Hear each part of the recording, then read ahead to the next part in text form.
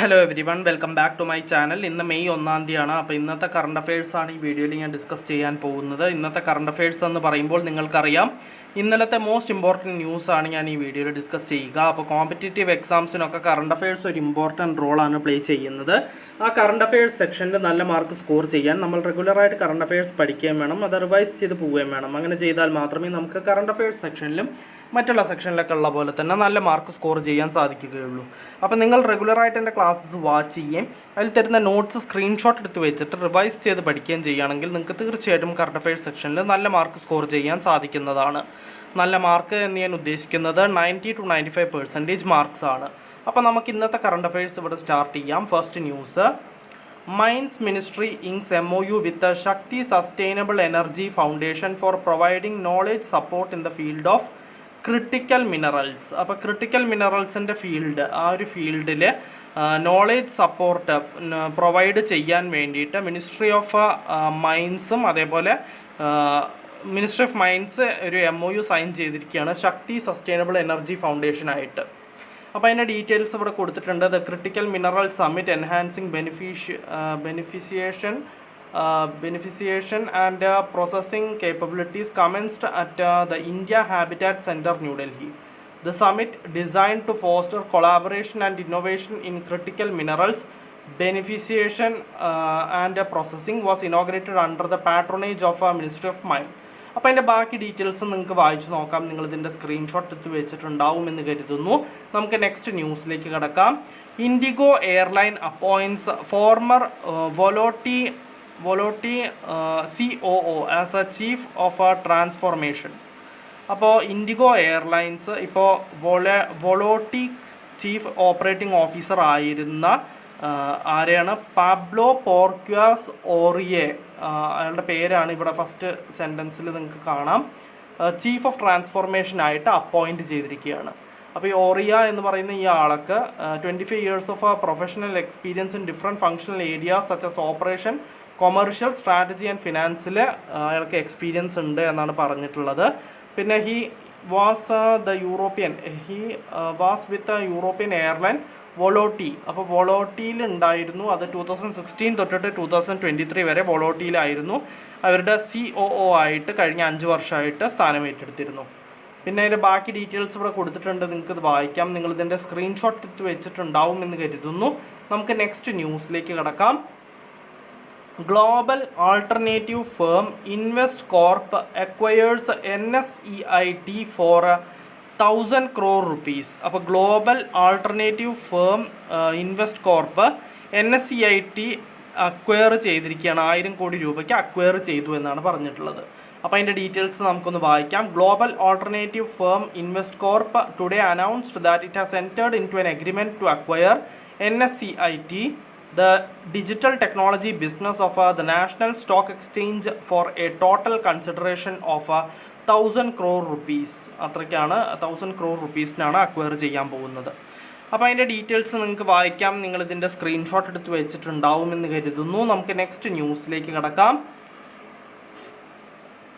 RBI cancels Ace Money India's NBFC license citing violation of guidelines. അപ്പോൾ guide ലൈൻസിൽ ഉണ്ടാകുന്ന വയലേഷൻസിനെ തുടർന്ന് RBI ഇപ്പോൾ ace മണി എന്ന് പറയുന്ന NBFCയുടെ ലൈസൻസ് ക്യാൻസൽ ചെയ്തിരിക്കുകയാണ്. അതിൻ്റെ ഡീറ്റെയിൽസ് നമുക്കൊന്ന് വായിക്കാം. The Reserve Bank of India on Monday cancelled the license of Ace Money India, a Delhi-based non-banking financial company, citing irregular lending practices. lending practices ചൂണ്ടിക്കാണിച്ചുകൊണ്ടാണ് ഈ ഒരു RBI Ace Moneyയുടെ ലൈസൻസ് ക്യാൻസൽ ചെയ്തിരിക്കുന്നത്. The banking regulator, which issued a certificate of registration to the company in 2017, said the cancellation was based on account of a violation of RBI guidelines. അതിൻ്റെ ബാക്കി details ഇവിടെ കൊടുത്തത് നമ്മൾ വായിക്കുകയും ചെയ്തു. അപ്പോൾ RBI ഇപ്പോൾ എയ്സ് മണി ഇന്ത്യയുടെ NBFC ആയിട്ടുള്ള എയ്സ് മണിയുടെ ലൈസൻസ് ക്യാൻസൽ ചെയ്തിരിക്കുകയാണ്. വയലേഷൻ കാരണം കൊണ്ടാണ്, ഗൈഡ് ലൈൻസിനുണ്ടായിട്ടുള്ള വയലേഷൻസ് കാരണം കൊണ്ടാണ് ഇത് ക്യാൻസൽ ചെയ്തിട്ടുള്ളത്. അപ്പോൾ നമുക്ക് നെക്സ്റ്റ് ന്യൂസിലേക്ക് കിടക്കാം. RBI issues draft master direction for electronic trading platforms. അപ്പോൾ RBI ഇഷ്യൂ ചെയ്തിരിക്കുകയാണ് draft master direction for electronic trading platforms. Electronic trading പ്ലാറ്റ്ഫോംസിന് ഡ്രാഫ്റ്റ് മാസ്റ്റർ ഡയറക്ഷൻ ഇഷ്യൂ ചെയ്തിരിക്കുകയാണ് RBI, Reserve Bank of India.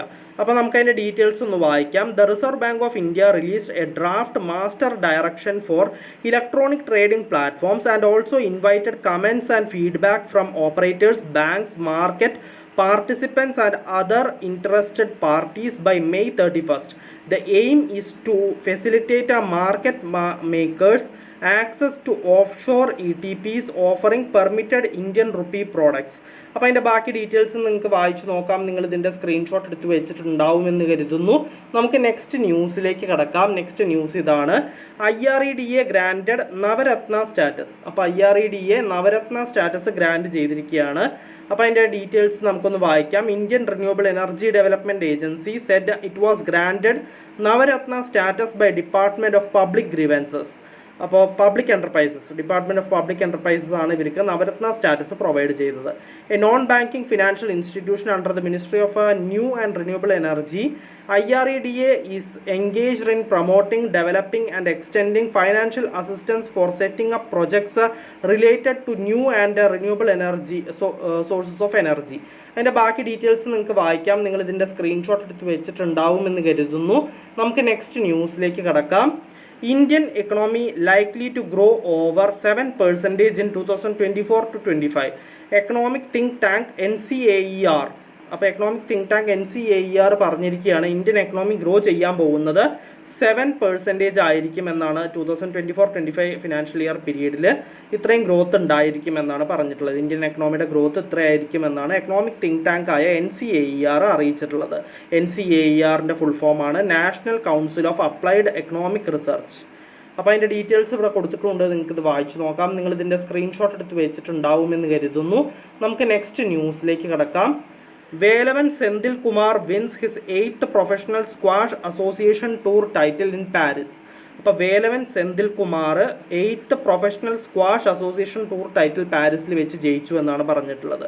അതിൻ്റെ ഡീറ്റെയിൽസ് ഇവിടെ കൊടുത്തിട്ടുണ്ട്. നിങ്ങൾക്കിത് വായിച്ചു നോക്കാം. നിങ്ങളിതിൻ്റെ സ്ക്രീൻഷോട്ട് എടുത്ത് വെച്ചിട്ടുണ്ടാവുമെന്ന് കരുതുന്നു.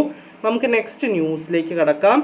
Indian Navy participates in maritime partnership exercise with UK's littoral response group. അപ്പോൾ ഇന്ത്യൻ നേവി പാർട്ടിസിപ്പേറ്റ് ചെയ്തിരിക്കുകയാണ് മാരിടൈം പാർട്ട്ണർഷിപ്പ് എക്സസൈസ്. UKയുടെ ലിറ്ററൽ റെസ്പോൺസ് ഗ്രൂപ്പ് ആയിട്ടാണ് ആ ഒരു മാരിടൈം പാർട്ട്ണർഷിപ്പ് എക്സസൈസ് പാർട്ടിസിപ്പേറ്റ് ചെയ്തിരിക്കുന്നത്. അതിൻ്റെ ഡീറ്റെയിൽസ് ഇവിടെ കൊടുത്തിട്ടുണ്ട്. നിങ്ങൾക്ക് ഇത് വായിച്ചു നോക്കാം.